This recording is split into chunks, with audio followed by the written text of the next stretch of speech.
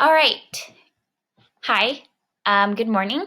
Today we are going to start the American Revolution, a review on the American Revolution. The past 2 weeks, you should have studied up through the textbook on the American Revolution, but this week and the next 2 weeks, we're going to kind of dive a little bit deeper, and I'm going to spend a little bit more time explaining to you what exactly happened during the American Revolution. So, if you don't remember, the American Revolution was fought between the 13 colonies in America and their ruler, the king in Great Britain.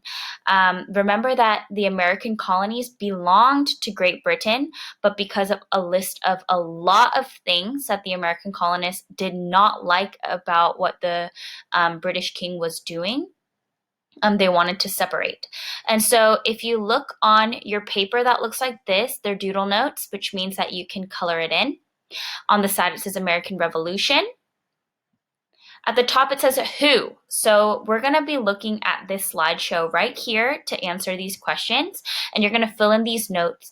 As you fill in these notes, please think about what you're writing. Don't just fill it in to fill it in, but fill it in while really ingraining all of these things into your memory. So as you know, the fight was between 13 colonies and Great Britain. So if you want to write down right here, it should be 13 colonies and Great Britain. This is the original flag for America, the American colonists. It's 13 stars instead of 50 because there were only 13 colonies, not 50 states during this time. And it is versus Great Britain. If you want to pause this video at any time to answer, to fill it in, you can. And also, you can pause it to color it in the correct colors. Okay. When did it happen? Let's go to the next slide. When it is 1776 to 1783. Remember, if I'm going too fast for you, you can always pause the video to fill it in.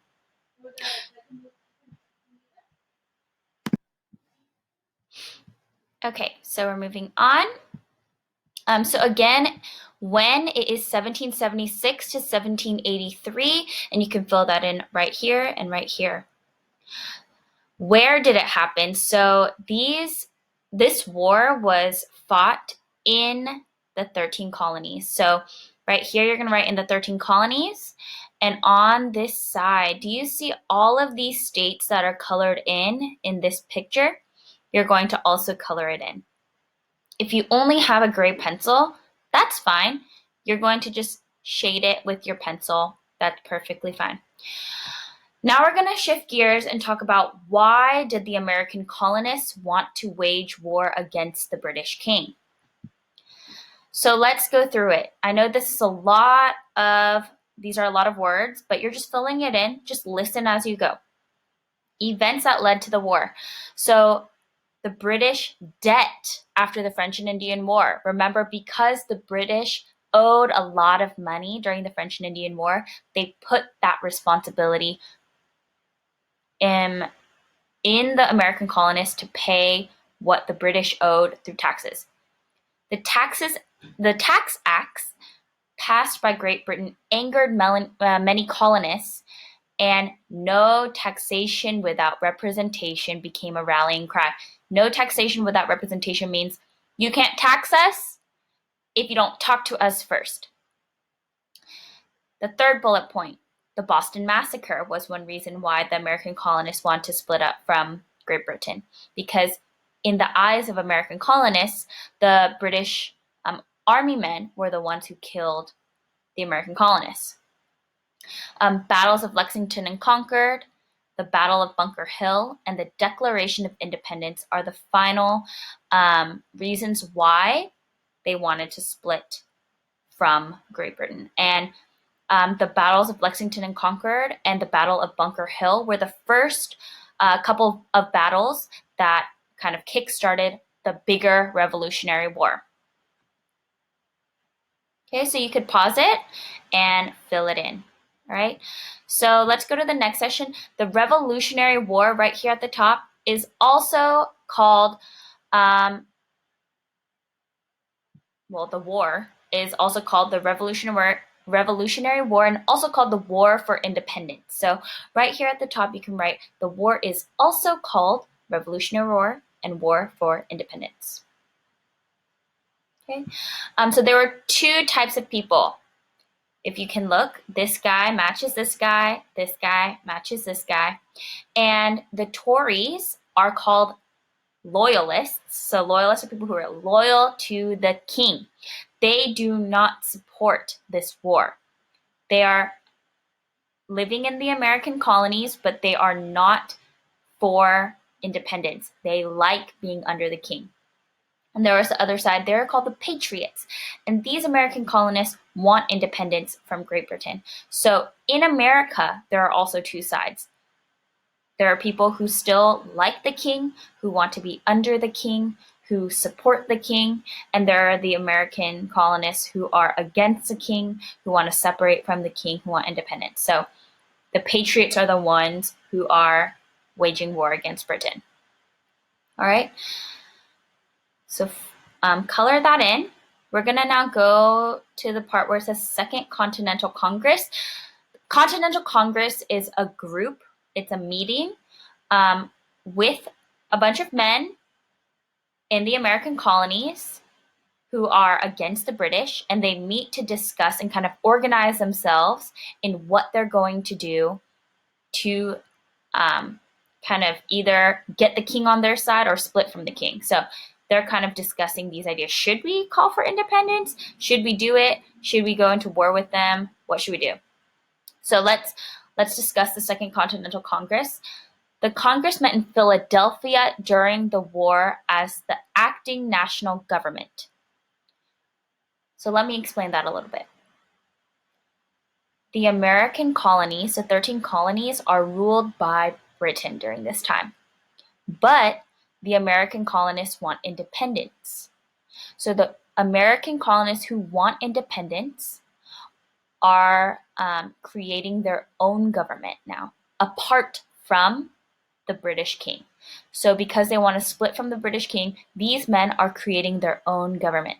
So the Congress met in Philadelphia. You could put Philadelphia right here during the war, acting as the national government. So this meeting, the Continental Congress, was the new government for the American patriots. It relied on states to send contributions to pay for military supplies and soldiers' wages. So during the war, the government, this new government, relied on each state to pay money for the military. The military was extremely poor. The American colonies were kind of behind in comparison to the British military during this time. And they really, really, really needed the states to send money to pay for the soldiers who were fighting in this war. In the third bullet point, issued paper money. This government sent out paper money, but the money was worthless. It held no value, so that was a fail. Okay, they're just poor. They're broke.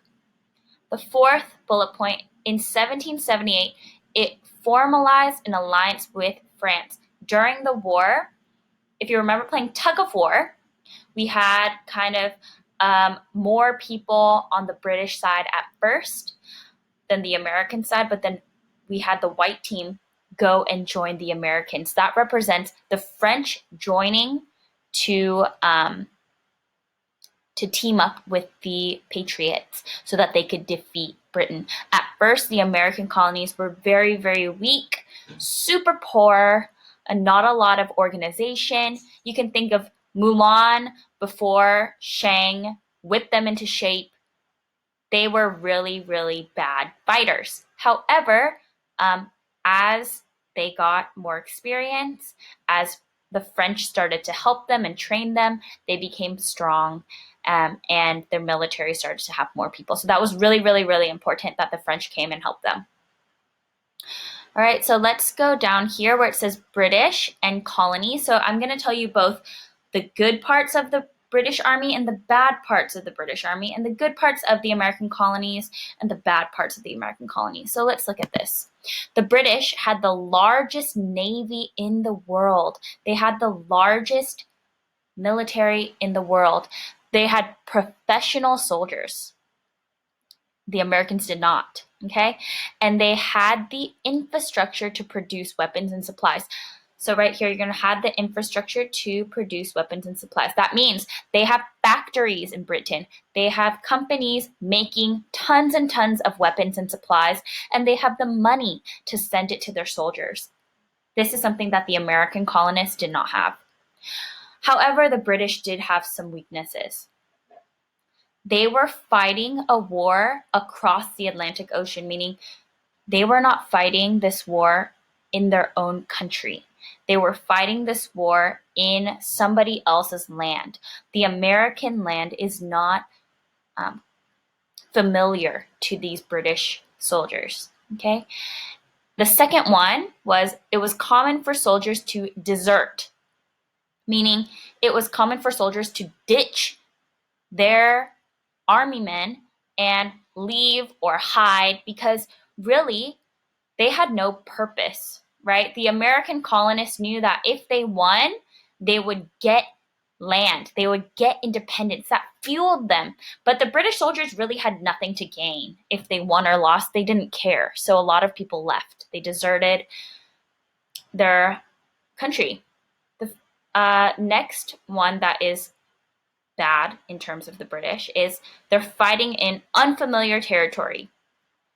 The American colonists have lived in their land. The British soldiers have not. So they were not familiar with where they were. Okay, so you can pause it. You can rewatch this section if you need to. I know I'm talking a lot, so feel free to go back, listen again, whatever you need to do. The next one is the colonies right here. One thing that they had was determination to win. They wanted independence badly. They did not desert their countries. Another one was they knew the land. This is a home field advantage, right?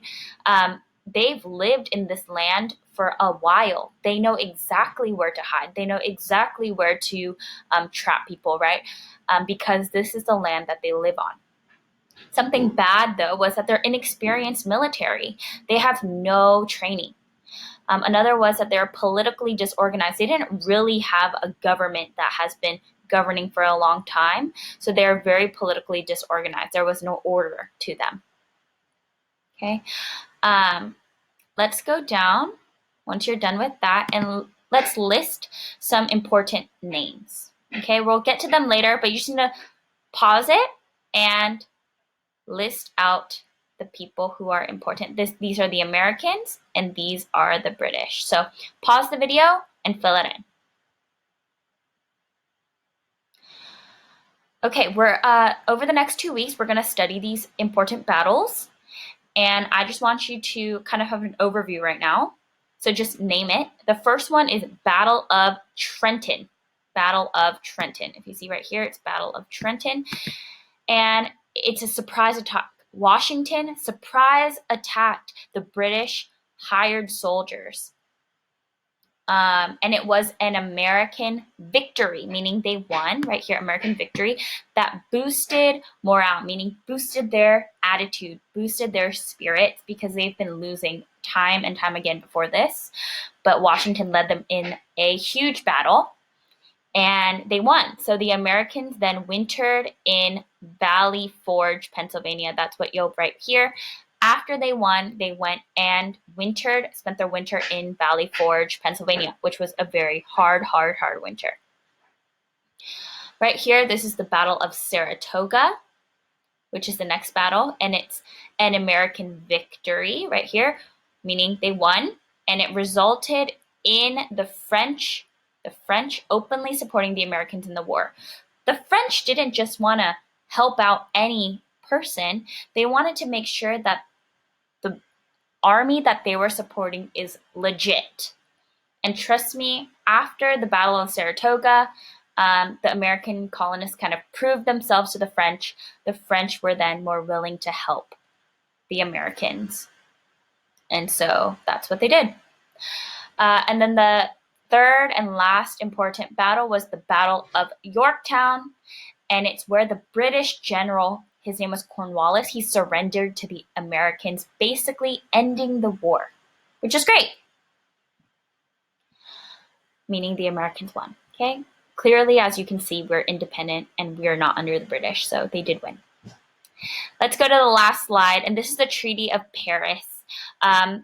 When there is a war and there's an end to the war, they kind of put it in writing. What does each country get?